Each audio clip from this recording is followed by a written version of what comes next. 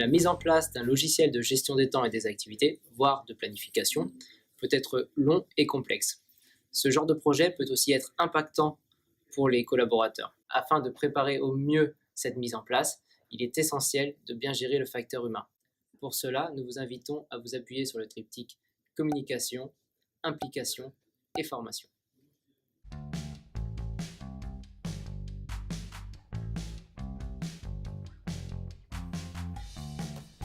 Alors pour faire comprendre et accepter le changement dans un projet de gestion du temps, il est essentiel de s'appuyer sur la communication interne. En effet, avec la communication interne, vous allez pouvoir faire comprendre les objectifs du projet et vous pourrez informer les collaborateurs de l'avancement du projet.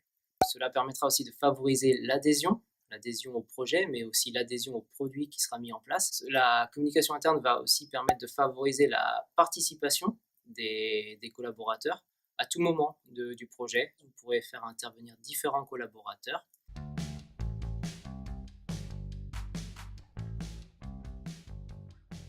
Sur les phases de spécification, par exemple, vous ferez intervenir des personnes qui ont la connaissance métier, la connaissance terrain, peut-être la connaissance d'un outil précédent.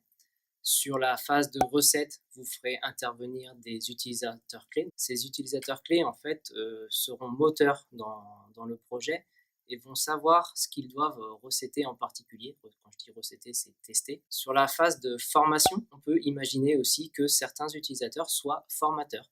Ce n'est pas forcément leur métier de base, mais on a des très bons exemples de réussite avec ce fonctionnement-là, où nos utilisateurs clés deviennent formateurs le temps de quelques jours, quelques semaines pour aider les futurs utilisateurs. Vous pourrez communiquer également sur la phase de déploiement. C'est une phase cruciale pour la mise en place du logiciel. Ainsi, vous pourrez indiquer aux collaborateurs que le produit est maintenant disponible. Vous pourrez également indiquer aux collaborateurs si des nouveautés sont mises en place. Vous pourrez communiquer à plus 3 mois, plus 6 mois, plus 1 an sur l'avancée du produit, l'utilisation du produit, qu'est-ce qui est positif, qu'est-ce qui est négatif et qu'est-ce qui sera amélioré sur le logiciel.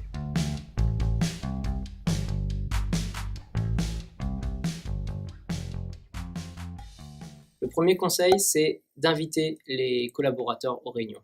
Que ce soit une réunion de préparation, une réunion de travail lorsque le projet est déjà lancé ou une réunion bilan, il est essentiel d'inviter les collaborateurs à ces différentes réunions.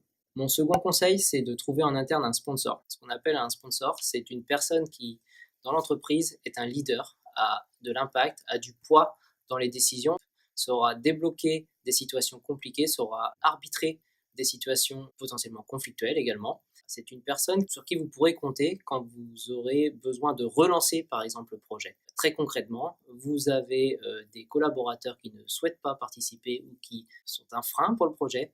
Un leader, un sponsor sera en mesure, par un mail, un coup de téléphone, de relancer ces personnes-là et de faire en sorte que celles-ci vous suivent dans votre projet. Le troisième conseil que je peux vous donner, c'est l'utilisation de kits. Ça peut être par exemple un kit de communication ou un kit de déploiement. L'idée, c'est simplement de prévoir une boîte à outils pour le collaborateur afin qu'il s'y retrouve, qu'il prépare au mieux son utilisation du logiciel et qu'une fois le logiciel mis en place, qu'il s'en serve aussi de la meilleure des façons.